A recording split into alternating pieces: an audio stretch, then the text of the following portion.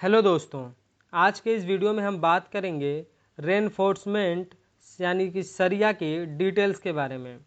दोस्तों, अगर आपका कंस्ट्रक्शन G+2 है यानी कि ग्राउंड फ्लोर, फर्स्ट फ्लोर और सेकंड फ्लोर का है, तो आज हम ये देखेंगे कि आपको कौन सा सरिया इस्तेमाल करना चाहिए। दोस्तों, पहले हम ये देख लेते हैं कि कौन सा सरिया हमें मार्केट से लेना चाहिए कंस्ट्रक्शन के लिए। जैसे कि बहुत सारे ब्रांड हैं मार्केट में, आप किसी भी ब्रांड का सरिया ले सकते हैं, पर हम ये देखेंगे कि जब हम सरिया को लेने जाते हैं तो हमें उस सरिये में क्या क्या चीज़ें चेक करनी होती हैं।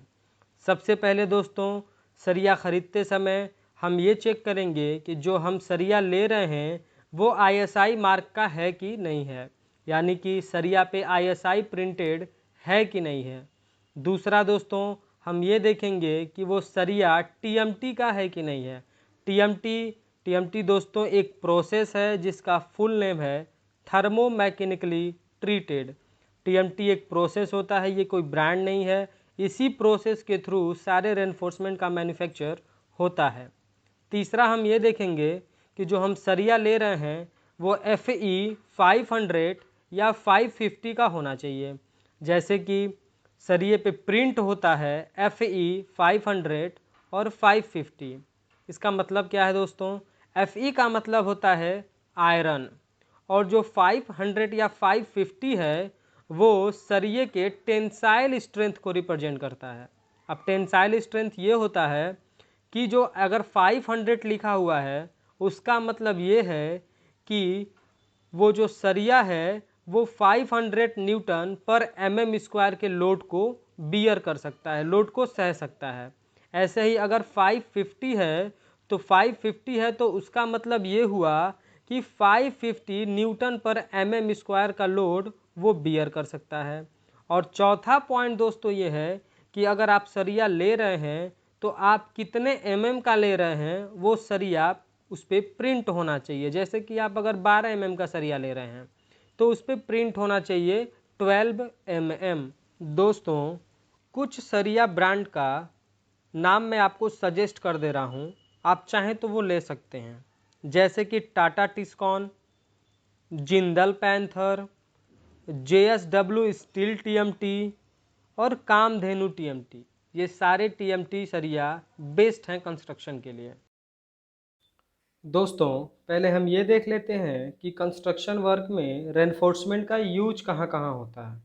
तो सबसे पहला यूज रेनफोर्समेंट का फुटिंग मेस यानी कि जाली में होता है, फिर कॉलम में यूज करते हैं, फिर प्लिंथ बीम में यूज करते हैं, टी बीम में यूज करते हैं और स्लैब में यूज करते हैं, और स्टीरअप यानी कि रिंग में रेनफोर्समेंट का यूज करते हैं। तो आइए दोस्तों स्टेप बाय स्टेप समझते हैं कि रेनफोर्समेंट का यूज किस प्रकार करना है। तो सबसे पहले दोस्तों फुटिंग मेस के बारे में बात करते हैं। तो फुटिंग मेस यानी जाली में आप 10 का भी रेनफोर्समेंट यूज कर सकते हैं और 12 का भी यूज कर सकते हैं।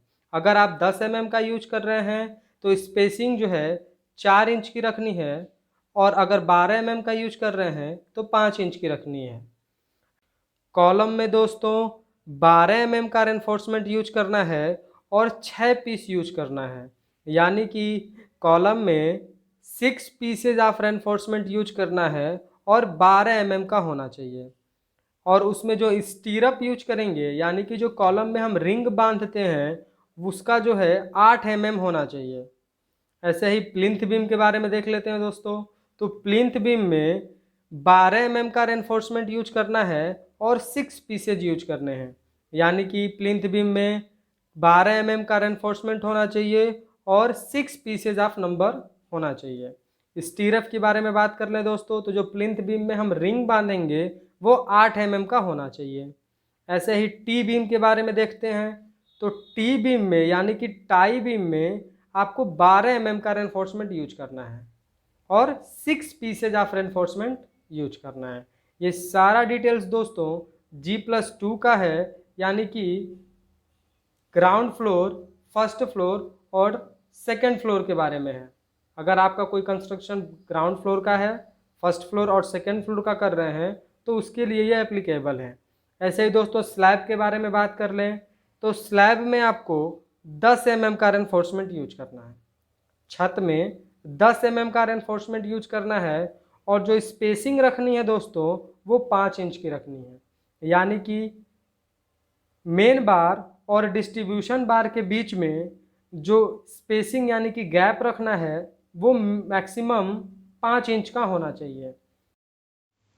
तो दोस्तों उम्मीद करता हूँ कि आज के इस वीडियो से ये क्लियर हो गया होगा कि अगर आपका कंस्ट्रक्शन G+2 है यानी कि ग्राउंड फ्लोर, फर्स्ट फ्लोर और सेकंड फ्लोर है तो उसमें रेनफोर्समेंट यानी सरिया किस प्रकार यूज करना है, सरिये का साइज क्या रखना है, कितने सरिये का यूज करना है, उसमें स्टीरअप क्या रखनी है, स्टीरअप के बीच में गैप कितनी होनी चाहिए, स्पेसिंग कितनी होनी चाहिए, ये सारी चीज़ें क्लियर हो गई होंगी। तो दोस्तों ऐसे ही कंस्ट्रक्शन से रिलेटेड इन्फॉर्मेशन वीडियोस देखने के लिए आप मेरे चैनल को सब्सक्राइब करें। Thank you.